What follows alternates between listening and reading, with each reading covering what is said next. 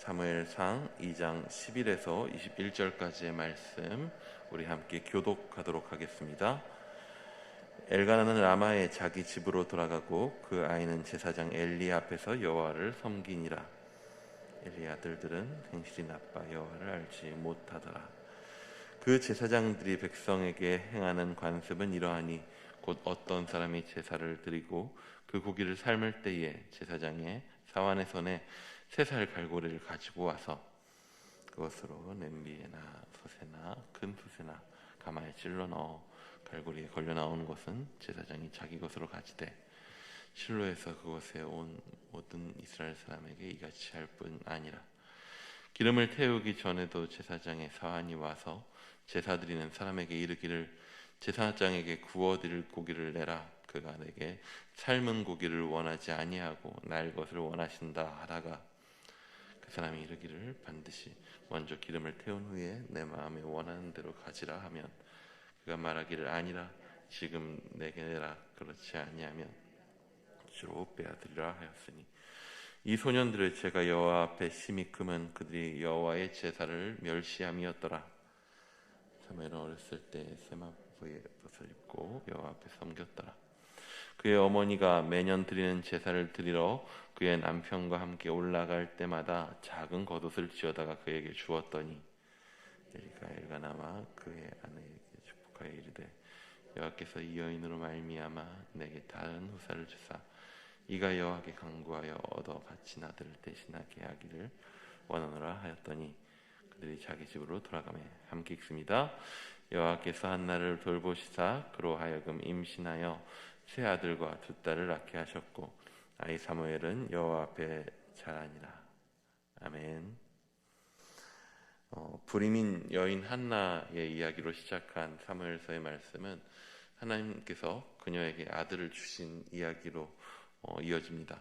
그리고 이 모습은 단순히 불임의 질병을 가진 한 여인의 문제를 해결하는 것 정도를 넘어서 당시 왕을 잉태하지 못하는 그리고 주변의 대적들에게 고통받고 있었던 이스라엘의 사사시대를 이제 하나님이 회복하실 것이다 라고 하는 그 계획을, 그 모습을 보여줍니다.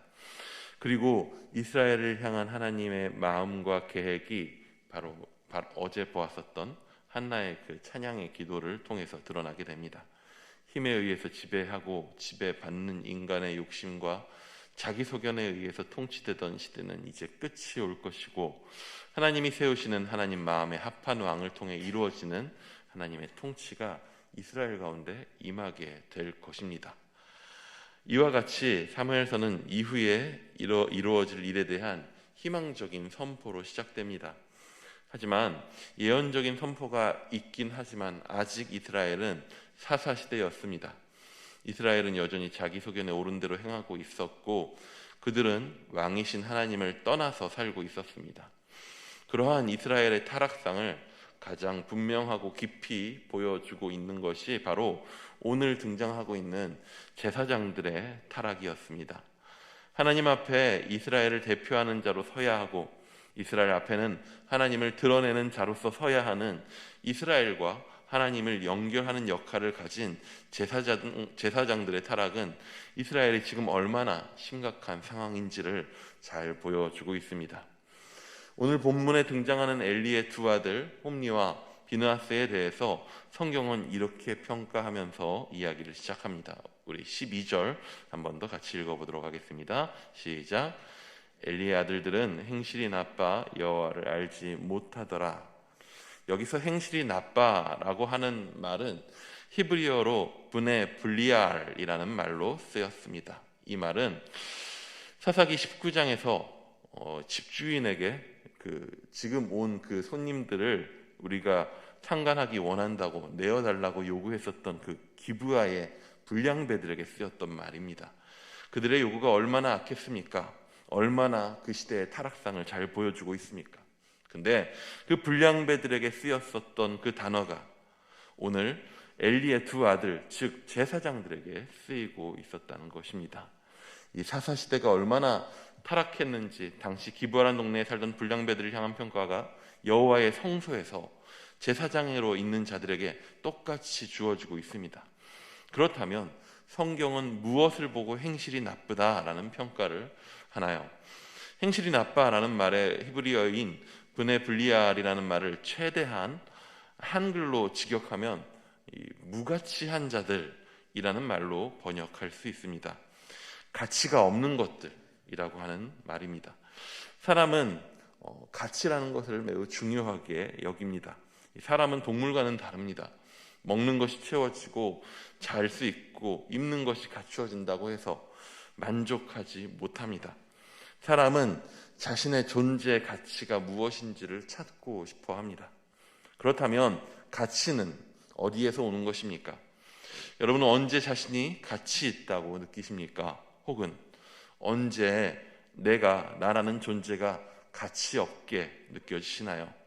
사실 거의 모든 일상의 모든 요소들로부터 우리는 자기 가치에 대해서 판단할 수 있습니다. 하지만 확실한 것은 그 가치 판단, 나라고 하는 존재에 대한 가치는요, 나 스스로 만들어내지 못한다라고 하는 것입니다. 오늘로부터 바야흐로 6일 전, 어떤 날이었나요? 6일 전 어린이날이었습니다. 저희 딸이 6세가 되었습니다. 바야흐로 완연한 어린이가 되었습니다. 4살 때까지만 해도 이 아이가 어린이날에 대한 인지가 없었습니다. 사실 4살이면 어린이라기보다는 아기죠. 그래서 4살 때까지는 어린이날이라 하여서 뭘 하지 않았습니다. 근데 5세 때부터 이 아이가 이 어린이날이라고 하는 것을 인지하기 시작합니다.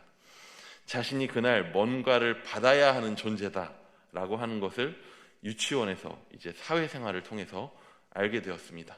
친구들이 이야기하거든요. 아이가 어린이날에 뭘 줄 것이냐, 나에게 무엇을 선물할 것이냐, 아이가 직접 묻습니다. 6세가 되니 어린이날을 기대하더라고요. 뭘 받을지, 어디를 갈지, 어디로 갈 건지 묻습니다. 6일 전 그래서 저는 12시간에 걸쳐서 아이와 함께 다니며 선물을 준비하여 드리며 아이를 기쁘게 하는 데에 성공했습니다. 아이가 너무나도 좋아했습니다. 아이에게 좋은 아빠로 인정받았습니다. 저는 그날 아이에게 괜찮은 아빠로서의 가치를 인정받았습니다. 그리고 하루를 이제 다 보내니까 이야기하더라고요. 다음 어린이날에는 어디를 갈까? 저는 또 내년에 가치 있는 아빠가 되기 위하여 수고하고 노력해야 합니다. 사람의 가치는요, 이와 같이 나 스스로 만들어낼 수 있는 것이 아닙니다. 나의 가치는 타자에 의해서, 다른 존재에 의해서 인정받게 되고 주어지게 됩니다. 우리는 누군가에게 인정받을 때에 내가 가치 있는 존재다라고 느낍니다. 존중받을 때에 내가 존중받을 만한 가치 있는 존재라고 느끼고 안정을 얻습니다.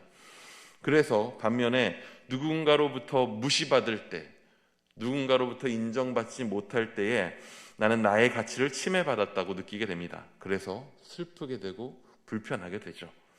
물론 직접적인 인정과 칭찬을 받지 않는 경우에도 나 스스로의 가치를 느낄 때가 있습니다. 애들이 돈이 주어지면은 뭘 할 거냐, 한 1억 주어졌다, 한 3억 주어졌다, 뭘 할 거냐, 람보르기니를 사겠대요. 기름값도 못 될 텐데. 나중에 어떤 집에 살고 싶냐, 넓은 집에 살고 싶대요. 비싼 음식을 먹으려 합니다. 웰빙 하려고 했었죠. 왜 좋은 삶의 형태를 사람들이 원합니까? 왜 좋은 차를 타려고 합니까? 왜 더 좋은 학교를 가려고 하나요? 왜 인정받는 직장에 나아가고 싶습니까? 많이들 자기 만족이라는 말로 말하고 있지만은 결국엔 뭐냐면 그런 좋은 것들이라고 말하는 것들에 대한 기준이 사회 속에서 사람들 사이에서 정해지게 됩니다. 즉 사회에서 말하는 좋은 것에 대한 성취를 이룰 때에 스스로 사회에서 인정받는 존재라는 것에 대한 자부심이 생기게 됩니다. 오늘 엘리 아들들의 행실이 나쁘다고 합니다. 성경이 그들을 무가치한 존재라고 말합니다. 그들은 왜 그런 평가를 받게 됩니까? 그들은 제사를 드릴 때 더 많은 고기를 얻으려고 합니다. 어떤 사람이 제사를 드리고 기름을 태운 뒤에 고기를 삶을 때에 그들이 3살 갈고리를 이용해서 제물을 바친 자에게 돌아가야 하는 몫을 계속 가로채 옵니다. 율법은 제사장들에게 이런 식으로 분깃이 돌아가게 하고 있지 않습니다. 근데 13절에 나온 그대로 이게 그 당시에 그냥 관습이란 말을 쓰고 있는데 이게 그냥 관습처럼 되어버렸습니다. 더 갖기 위해서 율법을 무시하고 자기들의 소견대로 관습을 만들어버린 것입니다. 심지어는 제사를 위해 드려진 제물의 기름을 태우기도 전에 와서는 사환을 보내서는 고기를 내놓으라고 했다고 합니다. 우리 15절도 한번 같이 읽어보도록 하겠습니다. 15절입니다. 시작. 기름을 태우기 전에도 제사장의 사환이 와서 제사 드리는 사람에게 이르기를 제사장에게 구워드릴 고기를 내라. 그가 내게 삶은 고기를 원하지 아니하고 날 것을 원하신다 하다가, 기름을 태우기 전이라는 말은 무엇을 의미하냐면요, 제물을 번제잔에 올리지도 않은 상태를 이야기합니다. 번제잔에 제물을 한번 올리지도 않은 거죠. 그러면서 하나님이 삶은 고기를 원하지 않고 날 것을 원하신다고 하는 말도 안 되는 이야기를 합니다. 이스라엘 모든 백성들한테 이렇게 하면 사실 그 고기를 이 사람들이 다 먹지도 못해요. 먹지도 못할 고기를, 양식을 쌓는 일을 하고 있는 것입니다. 그러다가 제물을 바치는 자가 아니다, 내가 먼저 기름을 태운 후에 그렇게 하겠다, 번제단에 제물을 올리겠다 라고 저항하면 어떻게 한다고 합니까? 억지로 빼앗겠다고 합니다. 즉 폭력을 사용해서라도 빼앗겠다 하는 것입니다. 자기가 원하는 것을 얻음으로 자기의 욕심을 채움으로 자기의 가치를 채우고자 하는 것입니다. 그들에게 먹을 것이 없어서가 아닙니다. 그들에게 입을 것이 없어서가 아닙니다. 그들은 타인을 통해 욕심을 채움으로써 자기들의 가치를, 내가 이 정도 할 수 있는 인간이라고 하는 가치를 채우려 하는, 자기의 욕심을 채워서 가치를 채우려고 하는 그런 삶을 살고 있는 것입니다. 근데 성경은 이들에 대해서 이렇게 말하고 있습니다. 우리 17절 함께 읽어보도록 하겠습니다. 17절입니다. 시작. 이 소년들의 죄가 여호와 앞에 심히 크면 그들이 여호와의 제사를 멸시함이었더라. 여기서 제사로 번역된 히브리어 단어 민하는 제물 또는 선물이라는 의미를 갖고 있습니다. 이는 이스라엘에게 있어서 여호와 앞에 드리는 제사가 어떤 의미를 갖고 있는가, 제사라고 하는 것이, 하나님 앞에 제사라고 하는 것이 이스라엘에게 어떤 의미를 갖는가를 보여줍니다. 이스라엘이 드리는 제사는요, 이스라엘에게 베푸신 하나님의 선물입니다. 이스라엘이 하나님 앞에 드리는 무언가 이전에 이스라엘에게 베푸신 하나님의 선물이라는 것입니다. 이스라엘이 왜 특별한 민족입니까? 이스라엘 민족이 특별한 이유가 무엇입니까? 그들이 하나님과 관계하는 민족이기 때문에 그렇습니다. 무엇을 통해서 그 관계가 성립되었습니까? 그들에게 주어진 율법입니다. 그리고 그 율법의 중심에는 제사 제도가 있었습니다. 이스라엘은 하나님이 그들에게 주신 제사 제도를 통해서 하나님 앞에 나아가는 존재가 되었습니다. 하나님께 나아가는 방법이 그들에게 주어졌습니다. 이스라엘은 하나님 앞에 나아가는 존재가 됩니다. 가치는 관계에 의해서 주어진다고 했습니다. 이스라엘은 제사를 통해서 하나님과 관계 맺는 존재가 되었습니다. 즉 이스라엘의 가치는 하나님과의 관계를 통해서 옵니다. 하나님이 이스라엘을 가치 있는 존재가 되게 하십니다. 이스라엘은 제사를 통해서 하나님께 나아가 하나님이 어떤 분이신지를 알아가게 됩니다. 제사제도 안에 있는 용서와 이스라엘에 대한 하나님의 용납 속에서 하나님이 어떤 분이신지 알아갑니다. 그 관계가 있기에 그들은 율법을 지켜갈 수 있게 됩니다. 하나님과 관계를 맺으니 그들이 점차 하나님을 알아가고 하나님을 닮아가게 되는 것입니다. 창조주와 관계를 맺고 그에게 인정받는 것, 피조물로 지어진 존재에게 있어서 그 이상의 가치 있는 삶은 없습니다. 우리는 우리의 창조주와 함께함으로 우리 본래의 온전한 가치를 얻게 됩니다. 그런데 엘리의 두 아들은 어떻습니까? 그들은 여호와의 제사를 멸시했다 합니다. 그들은 스스로의 자리를 이용하여 많은 것을 얻고자 했고 자기 스스로 가치 있기 원했지만 도리어 그들은 하나님께 나아가지 않았고 하나님과 함께하지 않았고 하나님께 나아가는 제사를 멸시합니다. 그렇기에 성경은 그들에 대해서 이렇게 이야기합니다. 우리 다시 한번 12절 한 번 더 읽어보도록 하겠습니다. 시작. 엘리의 아들들은 행실이 나빠 여호와를 알지 못하더라. 그들은 여호와를 알지 못했습니다. 그들은 여호와를 알지 못했다고 표현합니다. 여호와와 관계 없는 자들입니다. 그들이 못 배워서일까요? 아닙니다. 그들은 제사장으로 살고 있습니다. 그렇게 태어났고 그렇게 자랐습니다. 그들이 매일 행하는 일이 제사였습니다. 그 제도 속에서 살았습니다. 제도 속에서 컸고 율법을 배워오면서 컸습니다.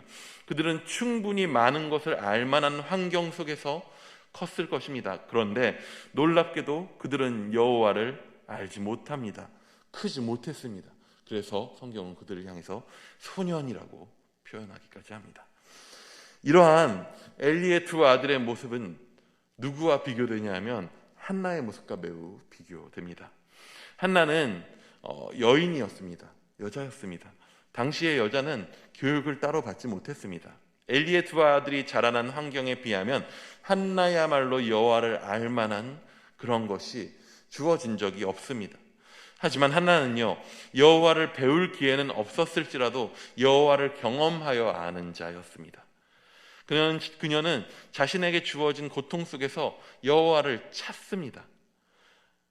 매년 드리는 제사에 항상 나옵니다. 그리고 그 자리에서 자신의 고통을 아랠 뿐이 여호와밖에 없음을 인정하고 애통했습니다. 그리고 결국 한나는 애통함 가운데서 구원하시는 하나님을 경험하게 됩니다. 그리고 한나가 경험한 여호와의 그 구원하심은 그녀에게 여호와를 아는 지식을 줍니다. 개인의 구원을 넘어서 그 시대를 향한 하나님의 마음을 알게 됩니다. 그 시대의 악한 통치를 넘어서 하나님의 통치의 모습을 선포하게 됩니다. 그리고 그 시대 가운데 개입하셔서 결국에 하나님의 통치를 이루실 것에 대한 기대와 소망을 갖고 살아가게 합니다. 그녀는 여호와를 아는 자였습니다. 그렇기에 그녀는 여호와 앞에 신실한 모습으로 나아갑니다. 하나는 자신에게 있었던 문제가 해결되었습니다. 하지만 그녀는 여호와 앞에 나아가는 것을 멈추질 않습니다. 문제는 이미 해결되었지만 하나님 앞에 계속 나아갑니다. 엘리의 두 아들은 여호와의 제사를 멸시하였지만 한나는 매년 드리는 제사를 멈추지 않고 나아갑니다. 그리고 그녀는 매년 성소에 올라갈 때마다 무엇을 합니까? 우리 19절 함께 읽어보도록 하겠습니다. 19절입니다. 시작.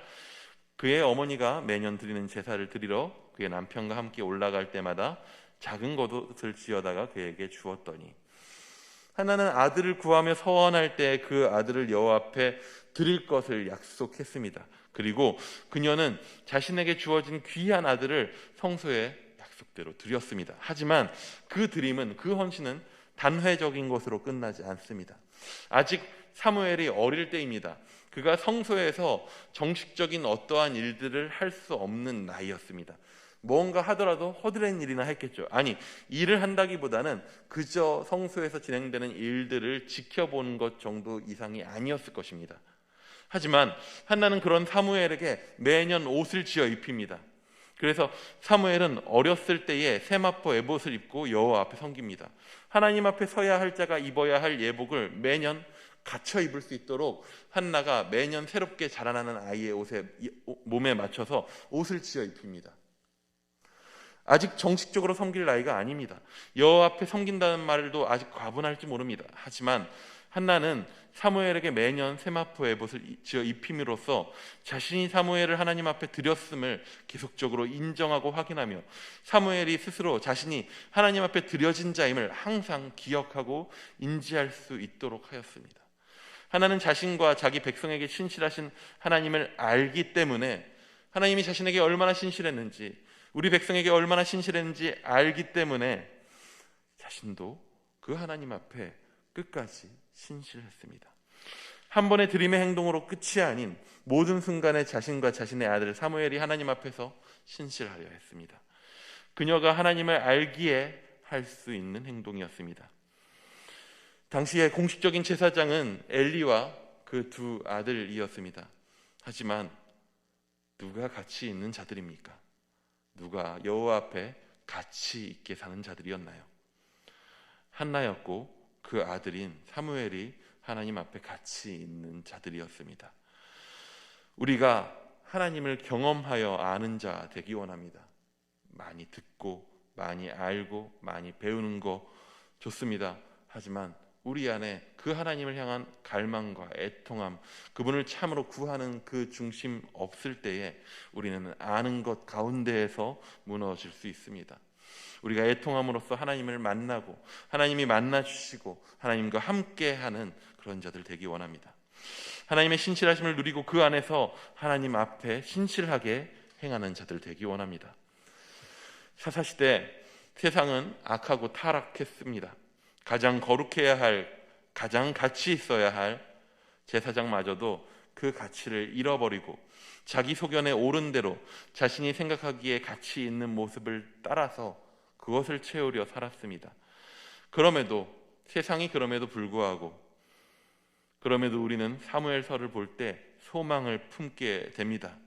여호와 앞에 가치 있는 존재로 자라나는 사무엘을 보고 있기 때문입니다. 이스라엘 가운데 그 신실하심을 나타내시는 여호와 하나님 때문입니다. 우리가 하나님을 경험하는 자 되기 원합니다. 때가 악하다 하지만 그럼에도 불구하고 우리가 소망을 잃지 않는 것은 신실하신 하나님 때문입니다. 그리고 그 신실하신 하나님을 신실하게 지속적으로 찾고 구하고 그와 함께하는 우리 일산충신교회 성도님들 되시기를 축복합니다. 기도하겠습니다.